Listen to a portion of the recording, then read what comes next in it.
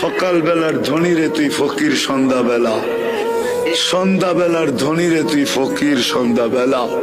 নদীর এপার বাঙ্গে ওপার করে এই তো নদীর খেলা।